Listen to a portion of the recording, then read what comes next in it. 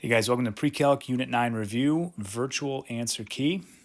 Let's get started right away. Question number 1, if cosecant theta equals 4 and tangent theta is less than 0, find the value of all 5 remaining trig functions. We kind of start off with a doozy here. So basically, how I would approach this is to start by organizing your work. Sine theta equals, cosine theta equals, tangent theta equals. And since it says 5 remaining trig functions, and obviously they give us cosecant, we have to list the reciprocal functions as well.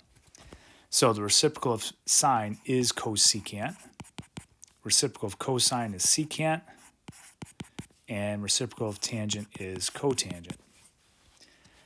And they gave us cosecant equals 4.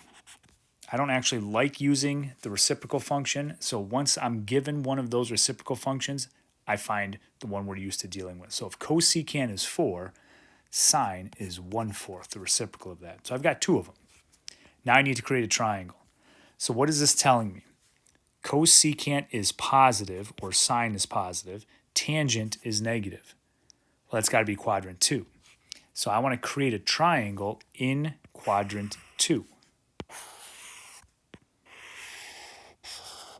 There's your angle theta. It's always drawn to the x-axis.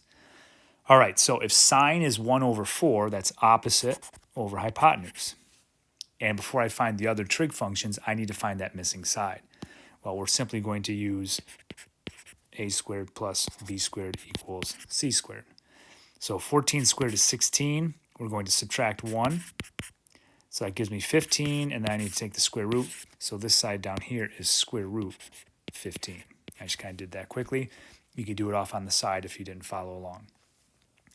Now we just use SOHCAHTOA. The other thing I want to remember, AS, sine is positive here, obviously. So cosine, tangent, secant, cotangent are all negative. I'll probably put those in now so I don't forget. And we just do our SOHCAHTOA. Cosine is adjacent over hypotenuse, so that is square root 15 over 4. Tangent is opposite over adjacent, so that's 1 over square root 15. Obviously, both of those are negative. And this part's kind of quick. To get secant, you just take the reciprocal of cosine, so that's negative 4 over square root 15. And to get cotangent, you take the reciprocal of tangent, which is just negative square root 15. You can put over 1 if you want, but you don't have to. All right, our next question. Find the exact value of tangent negative 2 pi over 3. First thing I would do here, get my reference angle. Pi over 3, 60 degrees. And you just need to know, whether it's memorization or whether you're glancing at a triangle, that the tangent of 60 degrees is square root 3. So my answer is either going to be positive square root 3 or negative square root 3. And for that, we have to get our quadrant. ASTC. Now this one's a little bit tricky because it's a negative. So 2 pi over 3 is a little bit less than 1 pi. So if it was positive 2 pi over 3, we'd be in the second quadrant. But because we're going in the negative direction, we're in the third. Tangent is positive, so my answer is just square root 3, and I leave it. Question 3. Explain the transformations of the function, including period, amplitude, shifts, and reflections. F of x equals 5 minus 2 cosine 3x plus pi over 2. Well, there's a couple approaches you can take here. You can recognize that this is simply a vertical shift and leave it. I need to rewrite this anyway, because if you notice that frequency is inside the parentheses, I need to factor this out. And if that bothers you, you can just tack it on the end. I'll write it like that because that's probably what you guys are more accustomed to seeing. So we have negative 2 cosine. I factor out the 3. I'm going to have x plus something. That'll be a little tricky. We'll talk about it in a second. And then plus 5. All right, so to get this, there's a couple approaches. You factored out a 3, so basically you divide these by 3. Well, I'm not a big fan of dividing when I've got fractions involved. So dividing by 3 is the same thing as multiplying by a third. Oh, so if I multiply by a third, I get pi over 6. That's what goes in the parentheses here, pi over 6. And that'll be my phase shift. So now we just have to list everything going on. Don't forget, normally we don't list it like this when we graph, but that indicates a reflection in the x-axis or the horizontal. So I'll just do this, reflection in the x. My amplitude is 2. Remember, amplitude is always positive. My frequency, or my b value, from 0 to 2 pi in this case, is 3.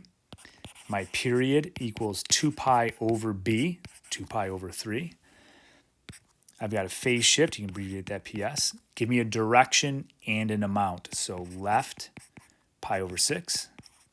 And I have a vertical shift up 5.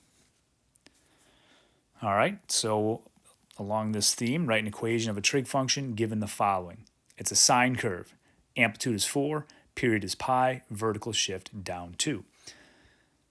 I'm going to use all of this in the equation except period. Remember, period isn't in the equation. We have to calculate the b value. So if I give you the period, the b value is simply 2 pi over that. Pi's cancel. That's just 2. So now this will be pretty easy. Write the equation. Y equals, there's no reflection, so it starts off with a positive. Amplitude is 4. Sine, my b value is 2. There is no phase shift, so I can put my variable in there and close the parentheses. Down 2 would be minus 2. There's that equation. Question number 5, write the equation of the function below. Well, when you're given a graph, the first thing I'd like you guys to do is identify the midline. Here it is. That indicates that we went down 1. That's a vertical shift. Now I'd like you to highlight one cycle to get an idea what trig function we're talking about. Okay, so when I look at that, I see a negative sine curve. Amplitude, if you look at your scale, each block is 1. The amplitude is the distance from the center to the max or the center to the min. So in this case, the amplitude is 2. Period. What is the length of one cycle? It's kind of hard to see, but that label there is pi, so my period is pi. And I need to get the b value then, which goes in the equation. 2 pi over the period. Pi's cancel, the b value is 2. So I think I've got everything I need. There's no phase shift. This should be pretty straightforward. Y equals, we said it's negative sine, so we start with a negative. My amplitude is 2. So that's sine. In the parentheses, the b value, 2x. Don't forget your variable. We said there's no phase shift because we chose negative sine. And then I did a shift down 1. And there you go. That's the equation for, that's a equation, not the only one. We could make it more complicated with phase shifts, but that is the simplest equation that represents that graph. Our next group of problems, we're going to be graphing trig functions without the use of a calculator. Number 6, y equals 4 cosine x over 2 plus pi over 2 minus 2. So first thing I'm going to do, I'll have to do it below the grid, is identify all our key information. Actually, you know what? Before that even, I should factor out the b term. Not a ton of room here, unfortunately. I apologize for that. So I've got 4 cosine. I'm going to factor out a 1/2. And what I'm left with then, if you divide both those by 1/2 or multiply both by 2, is simply x plus pi. And then I have minus 2. So now I can correctly identify my phase shift. All right, down below, let's write this stuff out. Amplitude is 4. My b value or frequency is 1/2. So my period then is 2 pi over 1/2. Do your copy, change, flip. That's 4 pi. That's going to be the length of one cycle. Next, I have a phase shift. And I'm going left pi. I also have a vertical shift. And that's going to be down 2. Next, let's create our little thumbnail. This is a positive cosine, so it's peak to peak, and one cycle is 4 pi units long. Now, the challenge here is our phase shift is left pi. Notice we haven't set up the axes. We have flexibility in doing that. They didn't give us a window that we have to graph this between, so I'll have the option of putting my y-axis wherever I want, either going in a positive direction or negative direction or both. But basically, I want to take this point here, and I need to shift it left pi. So whenever I have a phase shift left, I find it easier to set up my y-axis right in the middle of the grid, and we'll sketch one cycle in the positive direction and one cycle in the negative direction. I have a vertical shift down 2, so I'll just bump up my x-axis a little bit to center. You don't have to do this. I just find it kind of easy. Now, look at your scale. I don't have a lot of room. I need to do 2 full cycles, so I need 4 blocks on either side. I have no choice here really than just to use 1 block per grid line, if you will. Since my period is 4 pi, this value out here is 4 pi, which makes that 2 pi. If we're doing 2 full cycles, it's not necessary. You don't have to label every single block. I want you to label at least 4 blocks. So if you go out 2 cycles, it's fine if you label every other one. And it's kind of nice going in the negative direction because you just reverse your scale and do the opposites. So there's negative 2 pi and there's negative 4 pi. I'll just label each unit on the y-axis as a 1. I need to go down 2. So let's put our midline in right there, down 2. There's my midline. And now I'm going to take this point. The amplitude is 4. So I take my midline, I go up 4, and I have to shift that point left pi. So here's my midline. Go up 4. 1, 2, 3, 4. Take this point here and go left pi. Well, for us would be 1 block. Okay, let me put that in. 1, 2, 3, 4. Let me find it again. There we go. So what's nice is this represents the maximum value. So I know my function has to do this. And once you get that pattern, you know, you go maximum, you go midline, you go minimum, midline, maximum, so on and so forth. So let's just get those other key points. Our next block would be the midline. The next block would be down 4. 1, 2, 3, 4. Back to midline, back to maximum, back to midline. And let's keep going the other way. So from here, I go to midline, and get that, to minimum, back to midline. And I've got all my key points. So now it's just a matter of sketching this in. It's going to be kind of narrow here, but remember concavity, concave up from there to there, then concave down. Take your time to sketch these. I don't want to see V's. I don't want to see upside down V's. All right. So there's 2 full cycles of that trig equation. Now the next one's kind of a doozy, tangent. I don't know if you guys will have to do a tangent with a phase shift, but let's get our information here. We got a lot going on.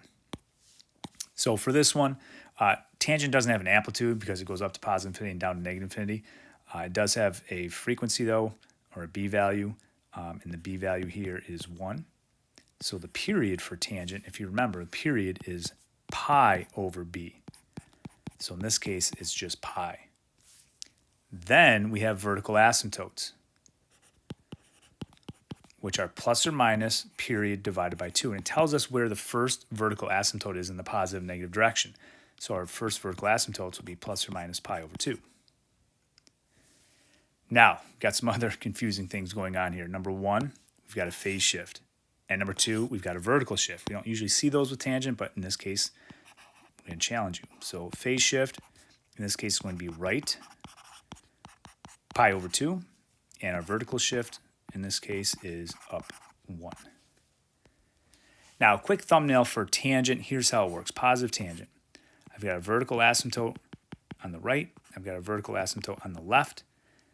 And it goes through the origin between the 0 and the right asymptote, it's 1. Between the 0 and the left asymptote, it's negative 1. So our curve kind of looks like this. But what we need to do is we need to take this and we need to move it right pi over 2. So we're taking this asymptote, moving it right pi over 2. All right, well, it's going to get a little confusing. Let's set this up. We've got more blocks here, so I'll set up my axes. Let's just move in a little bit maybe for the y.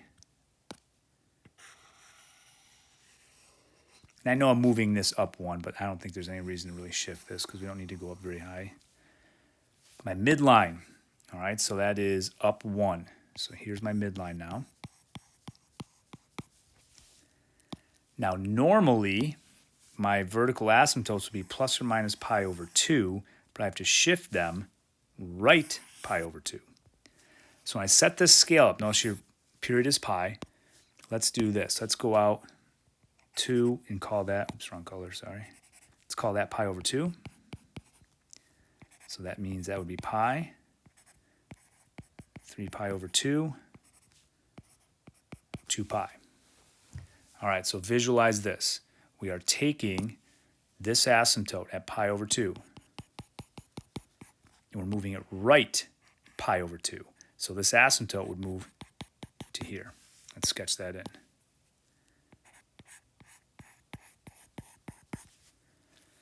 since your period is pi, that is the distance between those asymptotes. Well, that means the asymptote that was over here at negative pi over 2 also shifts right pi and goes here. My y-axis is now an asymptote. Okay, so now what's left to do is sketch these key points in and sketch that curve. All right, so between the asymptotes, it's at 0 or a midline. Between the 0 and the right asymptote, it's at 1, and between the 0 and the left asymptote, it's at negative 1, or up 1 or down 1. So there we go, one cycle. Now you notice this distance here is pi, so I have to go pi units this way for my other asymptote. As we said, I'd like you to do 2 full cycles. Once you get one of them, it's pretty simple. Basically, you're just going to replicate this over here. All right, so between those, it's 0, 1 there, or up 1, down 1 there, and copy that in. All right, kind of a challenging one with tangent, with a phase shift and a vertical shift. Most likely you won't have to do that on the exam with both of those. One thing I want to remind you guys of, though, very important here, period is pi over b. Vertical asymptotes, plus or minus period divided by 2. All right, this one here will be a little bit easier. Let's get our key information. I don't have to factor anything out. This is a negative sine curve. Amplitude is 2. Frequency is 1/3. So that means your period is 2 pi over 1/3. Copy, change, flip. That gives you 6 pi, which will present a little bit of a challenge. And that's it. All right, quick thumbnail. Negative sine, Valley Hill. That is 6 pi. Now, there's no phase shift, so I find it easier on these if you set up your axes with the y-axis all the way on the left, but you don't have to do this. I just find it easier. I'm not moving up or down, so let's put that right in the middle. And if I need to do 2 cycles, I have to go out 8 blocks. So the only way to do this is to represent each grid line as 1 block. 1, 2, 3, 4. That would be 1 cycle, so that has to be 6 pi. 1, 2, 3, 4. That would be my second cycle. So I just double 6 pi. That's 12 pi. You have to do a little bit more labeling than that. You don't have to label every single one. But if that's 6 pi, then this here is 3 pi. And then this one here would be 9 pi. So I'm basically labeling every other block. Amplitude is 2. Let's choose to make this a little bit bigger. Let's go up there and call that 2, which means that's 1. There's negative 1. There's negative 2. Okay, so all that's left for me to do is transfer these key points. And it's going to be pretty straightforward. There's no vertical shift, no phase shift. So start here, 0. The next block, you go to your minimum. Since my amplitude is 2, I go down here. Then my midline, then my maximum, then my midline, then my minimum, midline, maximum, midline. So concave up, concave down, concave up, concave down. And there's 2 full cycles of that trig function. Now let's talk about some questions that are calculator active, so remember that. And these are applications. First one, pretty common for us, a ramp 30 feet length rises to a loading platform that is 2.5 feet off the ground. What is the angle of elevation of the ramp? So let's make a quick sketch of this situation. All right, so our ramp is 30 feet in length. That's the hypotenuse. Loading platform is 2.5 feet off the ground. So both of those units are in feet. I want to find the angle of elevation, theta. Quick observation, that side's the opposite, that side's the hypotenuse, so obviously I'm going to be talking about sine theta. Let's just create that equation. Sine theta equals opposite 2.5 over 30. I don't know if we've done this a lot this year. You've done it a lot in the past, but how do we get theta by itself? How do you undo the sine? Well, you do that with the inverse sine. So I'm going to take inverse sine of 2.5 over 30, and please don't forget degree mode. All right, we have to be aware of what mode we're in for all of these problems. So I'll just put this into the calculator, make sure I'm in degree mode. It doesn't say what to round to. I just did nearest tenth. For my theta, I got 4.8 degrees. All right, next, assume the Earth's radius is 4,000 miles. Miami's latitude is 25 degrees, 46 minutes north, and Erie, PA is at 42 degrees, 7 minutes north. If both cities are on, I should say, the same longitude, find the distance between the two cities to the nearest mile. So we basically have this situation. If we take a cross-section of the Earth, here's my equator. That represents 0 degrees latitude. Here's my North Pole. That represents 90 degrees latitude. So if I talk about on the Earth's surface, we've got Miami down here. And that is, 25 degrees, 46 minutes, north latitude. And then north of that, I have Erie. And that's 42 degrees, 7 minutes. And then there's the center of the Earth. So I have this situation here. And what I'm trying to find is the distance between them along the Earth, which is curved. So this is just an arc length question. SOR, S equals theta R. I know that the radius, it says, of the Earth is 4,000 miles, approximately. So I'm going to multiply something by 4,000 miles. What is that something? That's theta. How do we get that theta? Well, it's pretty simple. If this is 0, that means this angle here is 25 degrees, 46 minutes. This angle here is 42 degrees, 7 minutes. So to get the one between them, I just subtract. All right, so my theta will be 42 degrees, 7 minutes minus 25 degrees, 46 minutes. And I do not expect you to do that without a calculator. You'll enter this into the calculator using your second angle menu to enter degrees and minutes in both cases. And then what's nice about it is your calculator will give you a decimal, which I converted back to degrees and minutes. So yours will be like 16 point something something. I find it easier to use minutes. So the way I got that is on the calculator. I took my answer and in that angle menu do 2, so I think it's like a little triangle, DMS. That converts your decimal back to degrees, minutes, seconds. Okay, so I put that up here. 16 degrees, 21 minutes, but that is in degrees.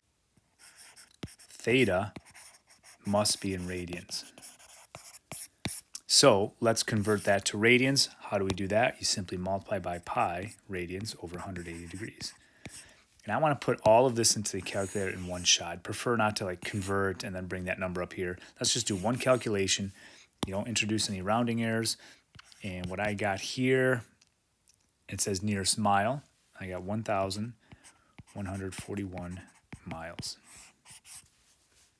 Number 11 is not as bad as it looks. I'm going to approach it two ways. You would only need to do one on the exam if you see a question like this.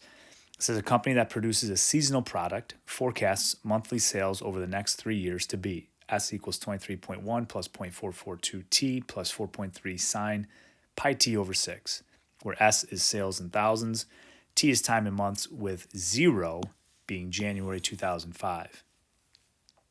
I don't really have an idea of what this looks like. I mean, I know what sine looks like, and I can apply a vertical shift, but I don't know what this does. I've never seen that in terms of graphing without a calculator. So what we would do here, if you want to take a graphic approach, because it's calculator active, is we would have to put this into Y1. And we would have to be in radian mode. So that's the first thing I'd like you to do here. In radian mode, put that into Y1.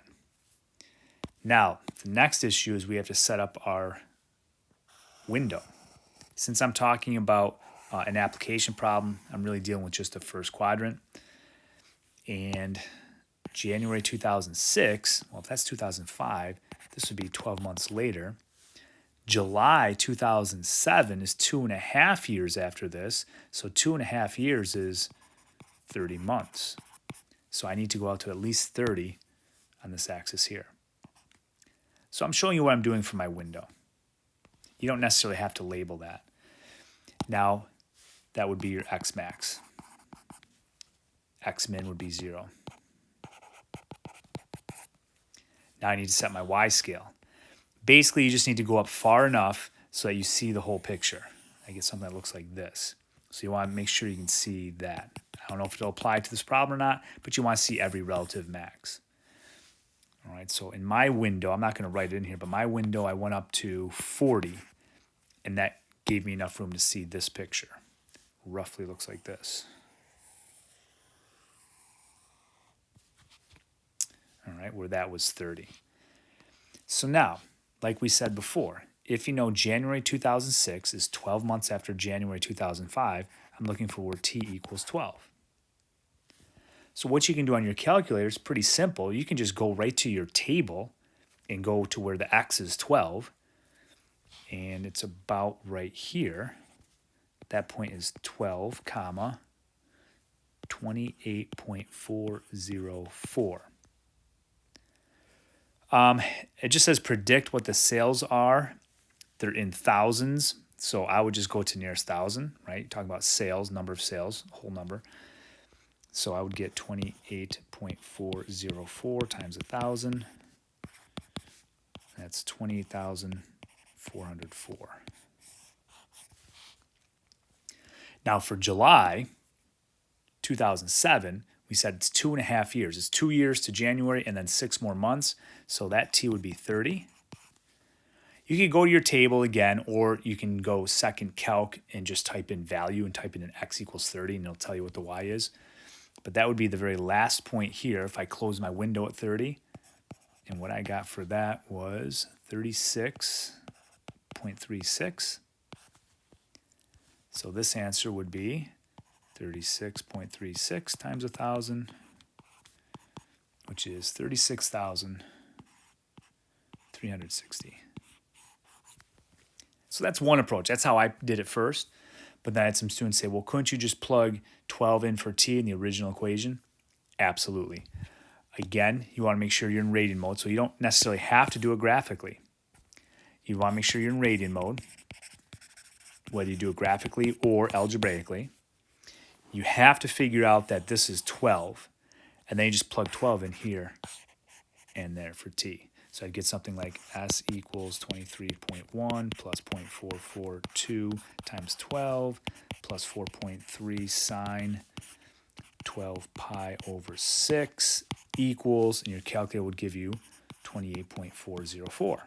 Boom, we're in the same spot. Multiply that by 1,000, get this result.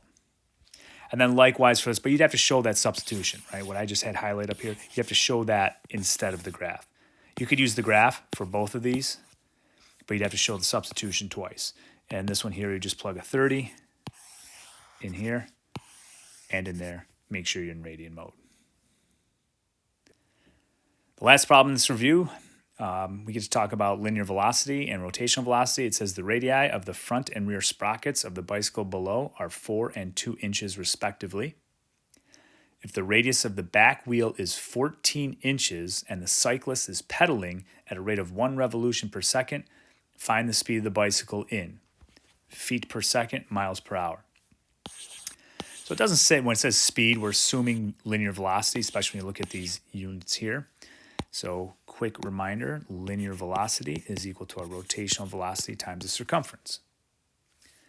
Well, in this particular problem, we have a gear ratio because this is bigger than that. I don't think it's really drawn to scale, but it says this is 2 inches and that's 4 inches. And we're pedaling here. So this rotational velocity is how fast we are pedaling. 1 revolution per second.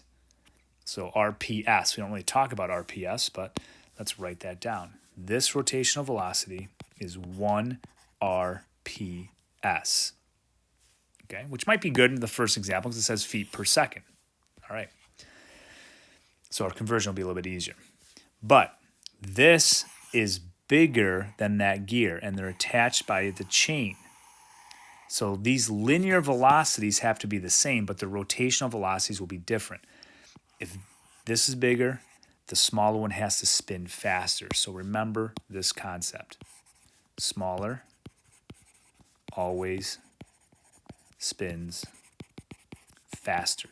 This is if they have the same linear velocity, so if they're connected by a belt or a chain. How do we get that? We have to find our gear ratio. What I recommend doing is simply take big divided by small. So it can be diameter, diameter. It could be radius, radius. It could be number of teeth, number of teeth. It has to be the same unit. So 4 divided by 2 is 2. The gear ratio is 2, which means this spins 2 times faster. So if this rotational velocity is 1 RPS, this rotational velocity is 2 RPS. And since that is what's attached to this rear wheel, this determines our linear velocity of the bicycle going forward. All right, so next we need to find the circumference of that. Circumference equals pi d. The radius is 14, so the diameter is 28 pi. And that would be in inches. Units are important. So for part A, linear velocity equals rotational velocity, which is 2 RPS, rotations per second, times my circumference, 28 pi inches. I'll just keep this in terms of pi. 2 times 28 is 56. So this is 56 pi, don't forget the pi, inches per second. Because my rotational velocity is per second. So that's inches per second. I need it feet per second. So let's just convert it. 56 pi inches per second, and I need to convert to feet. So obviously I think here you can see just divide by 12, but I'll write the whole conversion factor. So I need 1 foot here, 12 inches there. So I'm going to take 56 pi divided by 12, and I got 14, doesn't say what to round to, I'll just go hundredths, 14.66 feet per second. Now the second one says miles per hour. All right, so now for part B, I need to do a bigger conversion. I'll do that down here. I need more room. So that'll be my 14.66 feet per second. And first, let's convert seconds to hours. So you can do this in one step. It's not too bad, right? If there's 60 seconds in a minute, 60 minutes in an hour, you can do this in one step saying, well, I know there's 3,600 seconds in 1 hour. Or you could do it twice with 1660. It doesn't matter. And then you need to convert from feet to miles. This is a conversion you need to know. 1 mile is 5,280 feet. And when you're done, just make sure the appropriate units cancel. So seconds cancel, feet cancel, and what you're left with will be the units you want. So on the top, I have miles, and on the bottom, I have hours, miles per hour. So all it's left to do is for you to multiply 14.66 times 3,600 divided by 5,280. I rounded to the nearest mile per hour. I got 10 miles per hour. All right, so that concludes the video key for the Unit 9 review. As usual, guys, if you have any questions, don't hesitate to reach out. Thanks for watching, and we'll see you in class soon.